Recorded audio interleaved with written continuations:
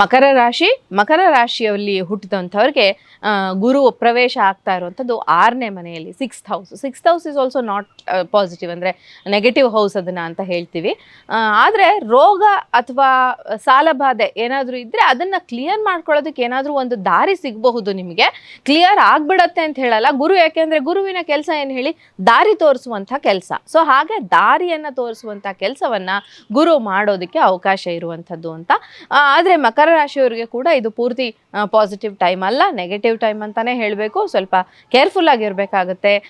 ಹಾಗೇನೆ ಇಲ್ಲಿ ದೃಷ್ಟಿ ಇರುವಂಥದ್ದು ಧನಸ್ಥಾನದ ಮೇಲೆ, 10ನೇ ಮನೆಯನ್ನ ನೋಡ್ತಾ ಇರೋದ್ರಿಂದ ಗುರು ಸ್ವಲ್ಪ ಉದ್ಯೋಗದ ವಿಚಾರದಲ್ಲಿ ಕೂಡ ಮಕರ ರಾಶಿಯವರು ಸ್ವಲ್ಪ ಸ್ಟ್ರಕ್ ಆಗ್ತೀರಾ ಅಂತ ಅನ್ಸುತ್ತೆ. ನೀವು ಬಯಸಿದಂಥ ಉದ್ಯೋಗ ಈ ಸಮಯದಲ್ಲಿ ನಿಮಗೆ ಸಿಗದೆ ಹೋಗಬಹುದು. ಹಾಗಾಗಿ ಕಾಂಪ್ರಮೈಸ್ ಮಾಡ್ಕೊಳ್ಬೇಕಾಗತ್ತೆ.